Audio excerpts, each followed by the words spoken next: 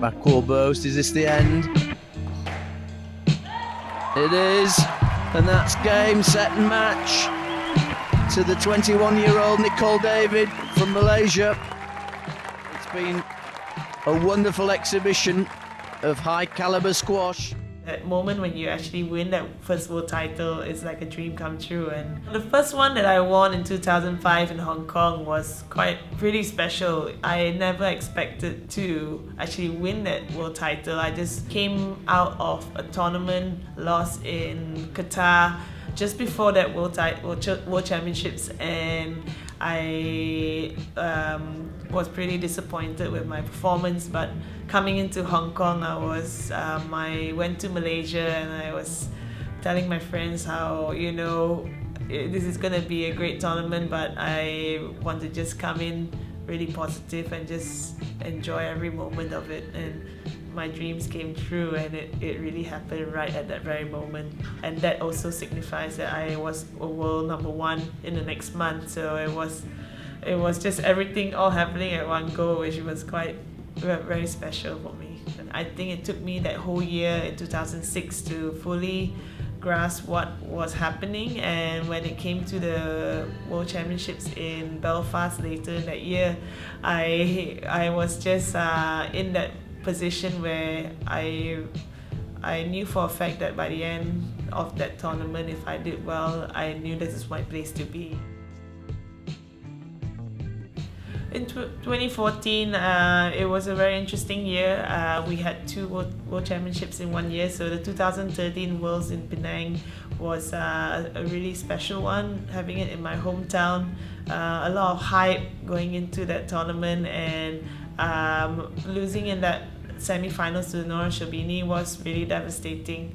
But at the same time, she really put her game out there, and I just didn't follow suit. And I think from that loss, the rest of the year in 2014 really set me up to really understand what I'm here to do for this year. And I had a really good year.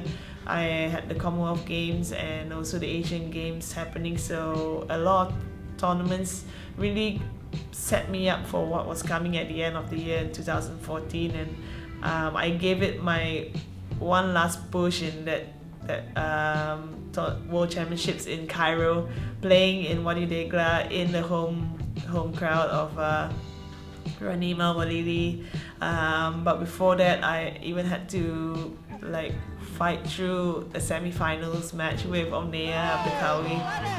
She was 2-1 up, and in that fourth game, I knew I had to really bring something out there and just really push through. And I managed to fight back, play my game, and and then in that fifth game, I knew I had to just stay on it. And that win in the semi-finals, beating Omneya in Cairo, made a big impact to what was coming in the finals with Ranim Al-Walili. And that was the match of my life. I think I haven't played a finals or a match like that in the whole of my career. That was a really one of my most memorable finals and world titles that I won.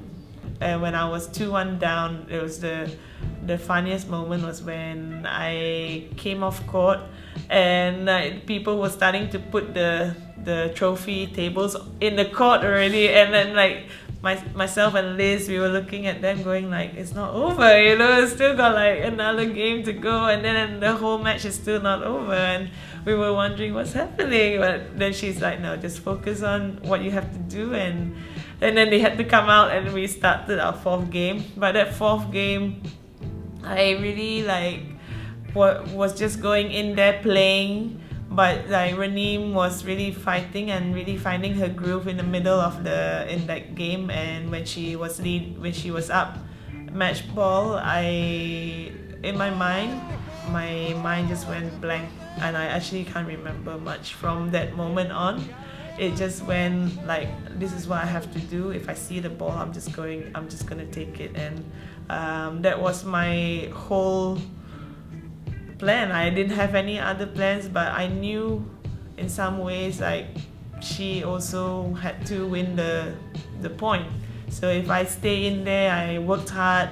That was my ultimate purpose on that court. I would die on that court before I let that last ball go, and I think that was my whole intention in that few points. And I can't even remember. I have to watch that match again to actually relive that moment, because I really can't remember that whole moment. And when I actually came out of that court in that fourth game and actually won that game, I just went into the fifth game like, okay, this is just, we are going back and bring that forward into the fifth game. And I brought my confidence in, I stepped it up.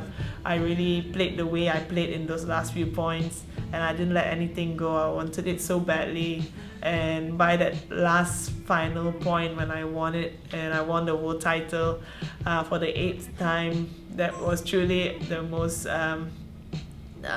emotional win of my career. I haven't felt that emotional before in my life. And I think even after that win and after that year, it has taken some time to really get over it, because it was just to win an 8th world title too at that moment, being down and coming through, and to beat someone that's so talented as Rennie. It's everything. I can't even explain it. It was just a very proud moment for me, and a special one for myself.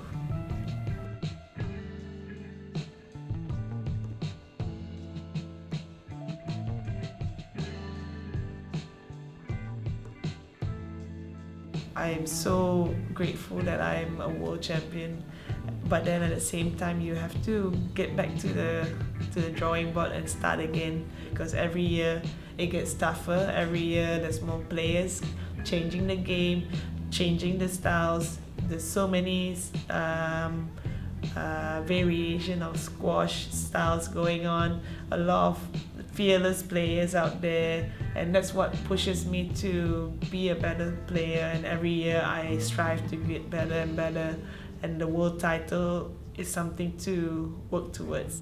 If my body is in good form and I'm in a good place with myself and personally, then I can just really go out there and just give it my all. And I think that's the biggest learning experience I've had in these last few years of understanding my position in the tour, and what I need to do to just keep myself up there, injury free, and enjoying every moment I'm out there on that glass court.